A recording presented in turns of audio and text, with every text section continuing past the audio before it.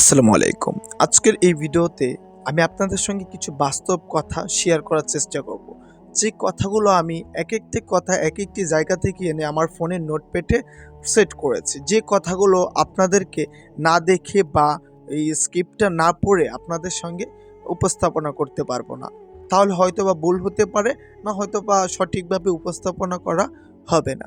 যার জন্য আজকে এই ভিডিওটা অনেকটাই লং হতে চলেছে। আপনারা যারা আমার ভিডিওটি দেখে বিরক্ত ফিল করবেন তাদেরকে রিকোয়েস্ট করবো আগে থেকে আমার ভিডিওটা স্কিপ করে নেন।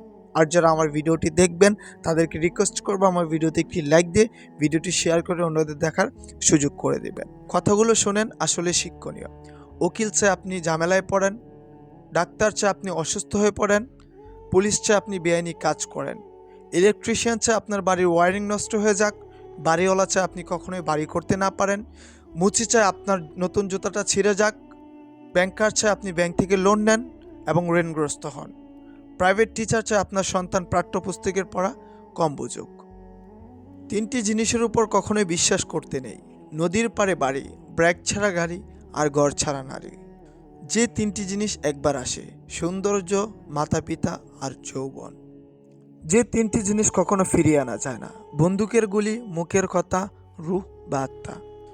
যে তিনটি জিনিস মৃত্যুর পর উপকারে আসে: সুসন্তান, ভালো কাজ ও টাকা। যে তিনটি জিনিস মৃত্যুর পর সম্মান নষ্ট করে: চুরি, সুবল্লি করা আর মিথ্যা। যে তিনটি জিনিস জীবনে রাখতে নেই: হিংসা, অভাব ও সন্দেহ। তিনটি জিনিসকে সর্বদা মনে রাখা উচিত: উপদেশ, উপকার ও মৃত্যু। তিনটি জিনিসকে আয়ত্তে রাখা উচিত: রাগ, জিহ্বা আর মন। তিনটি জিনিস অভ্যাস করা উচিত: সততা, ভক্তি আর ভালোবাসা। তিনটি জিনিস থেকে দূরে থাকা উচিত: মিথ্যা, অহংকার ও অভিশাপ। যে তিনটি জিনিসকে চিন্তা করে ব্যবহার করা উচিত: কলম, কথা আর কদম।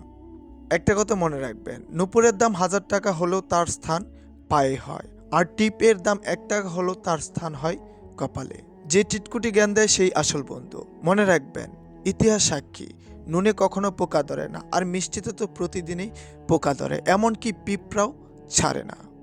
যে মোমবাতি জ্বালিয়ে মৃত মানুষকে স্মরণ করা হয়, একই মোমবাতি জ্বালিয়ে জন্মদিন পালন করা হয়। মানুষ কখনো সোজা পথে চলতে চায় না, বাঁকা পথে চলার আগ্রহই বেশি। আর এজন্যই তো মদ বিক্রেতাকে কারো কাছে যেতে হয় না, কিন্তু দুধ বিক্রেতাকে পাড়ায় পাড়ায় যেতে হয়। তবু আমরা দুধ বিক্রেতাকে বলি, দুধে পানি মিশাননি তো? আর মদে আমরা নিজেই পানি মিশিয়ে খাই। মানুষকে দেখে এতটুকুই বুঝলাম, মানুষকে জানোয়ার বললে খেপে যায়, কিন্তু সিংহ বললে খুশি হয়। মানুষ বড় আজব প্রাণী। নিজেকে পরিবর্তন করতে শিখুন, একদিন আমাকে আপনাকেও মৃত্যুবরণ করতে হবে। ধন্যবাদ।